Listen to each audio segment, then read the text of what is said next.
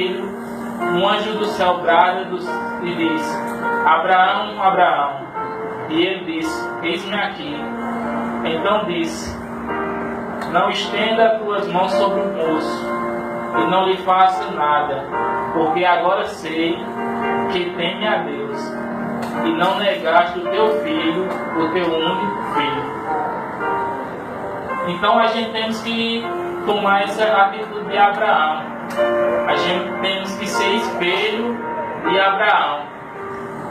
Aonde o Senhor mandar, não importa o empecilho que estiver na frente, se Deus está te mandando, faça. Porque Ele é fiel para cumprir sobre a minha e a tua vida. A Bíblia vai me dizer que no livro de Mateus, ou Lucas, ou Marcos, vai dizer que Jesus chega para os discípulos e diz assim: passamos para outra banda. E quando ele entrando no barco para passar para outra margem, para a terra dos Gadarenos, a Bíblia diz que no mar sobreveio uma grande tempestade, a qual varreu o barco para um lado e para o outro. E os discípulos ficaram tudo temendo pela tempestade, pela afronta das águas. E chega a popa do navio e diz: Senhor, ajuda-nos porque estamos perecendo. E o Senhor se levanta e diz: por que temes, homens de pequena fé? E chega, imagino eu, à frente do barco e manda os ventos e o mar se aquietar.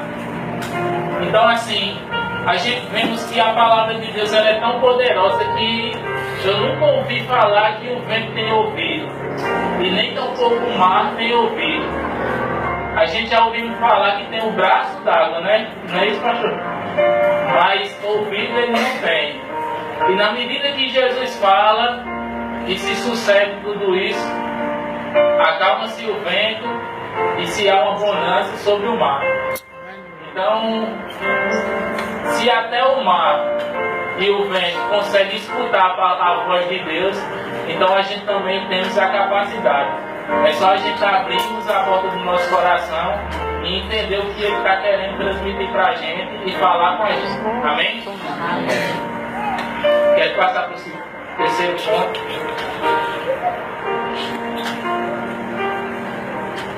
O terceiro ponto é o homem reto. No mesmo livro, capítulo 25, versículo 20 e o 21. 25. O homem reto é o que não se encurva os seus caminhos. É aquele que, quando ele vê um objetivo na frente, ele não encurva seu caminho nem para a direita nem para a esquerda. Ele permanece sempre reto até alcançar o seu objetivo. Gênesis 25, 20 e o 21. Quem quiser ler, pode ler.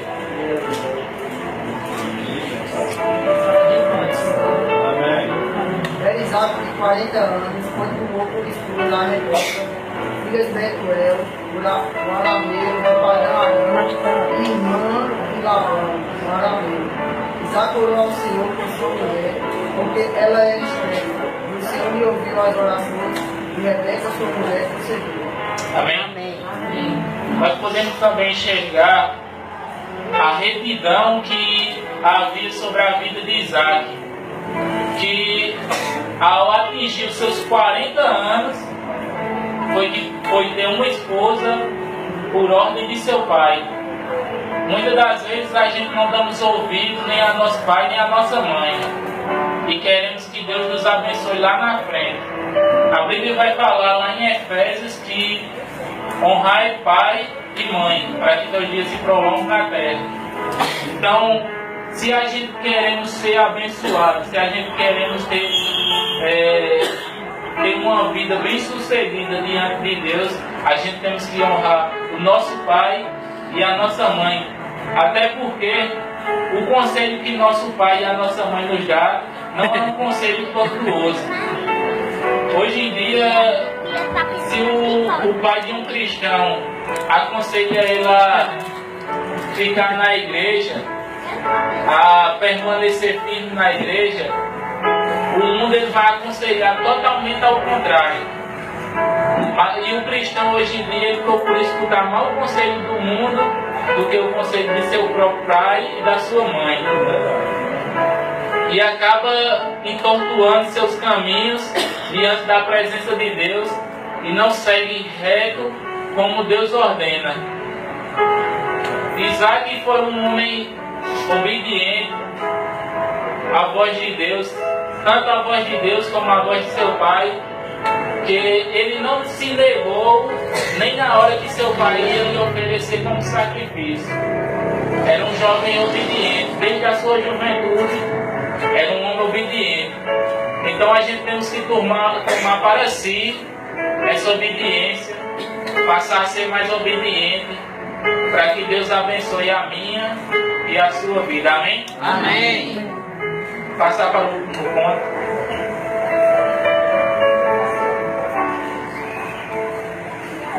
Mesmo livro de Gênesis, capítulo 39,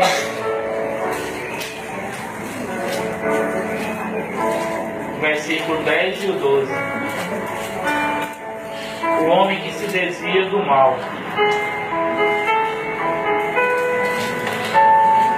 O homem ao qual se desvia do mal, ele se esquiva, ele está andando conforme a palavra de Deus nos manda.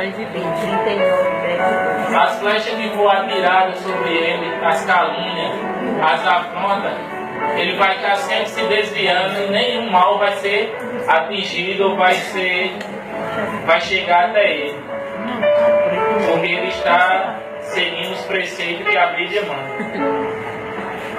Gênesis 39, capítulo 10 e o 12. Se não quiserem ler, pode ler. E aconteceu que, falando ela cada dia a José, e não lhe dando ele ouvido para deitar-se com ela e estar com ela. E ela lhe pegou pelo seu vestido, dizendo: deita-te comigo. E ele deixou o seu vestido na mão dela, e fugiu e saiu para fora. Amém. A Bíblia vai me dizer que logo em seguida que José foi vendido pelos seus irmãos no deserto,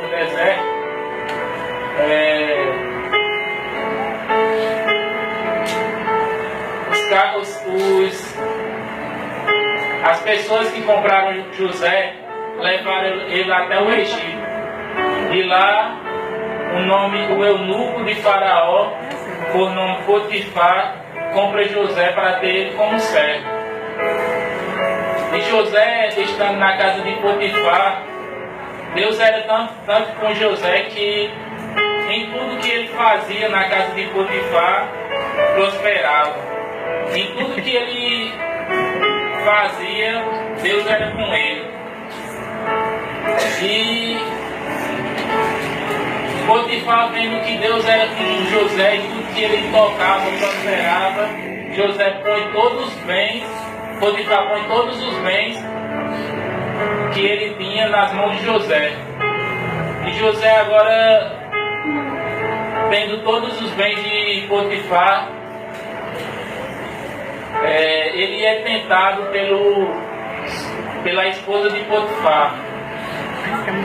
E chega uma certa hora, ao qual o versículo que a gente leu, que de tantas as vezes a mulher de Potifar tentar José e José não ligar para ela, não dar nem a mínima, ela se ira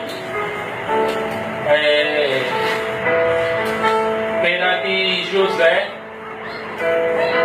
e tenta uma última vez. E quando ela tenta, coabitar com José, José pega, deixa seus vestidos na mão dela e foge. E ela começa a gritar dentro da casa e chega todo o servo de Potifar e ela conta uma história totalmente ao contrário que aconteceu. Ela conta que José tentou tomar a mulher de Potifar à força. Então isso prejudicou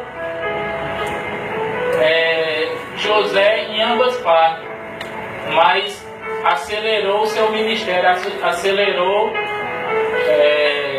o sonho que Deus tinha constituído na vida dele. Se José não tivesse sido lançado no cárcere por Potifar, ele não teria atingido o seu objetivo, que era ser o governador do Egito. Então, que nós venhamos fazer igual o José. A gente venha, todas as vezes que acontecer alguma afronta, a gente venha se desviar. Todas as vezes que tiver um banquete, a gente venhamos fazer igual Sadraque, Mesaque e Abednego. Rejeitar o banquete. Amém? Pessoal, até aqui eu agradeço essa rica oportunidade.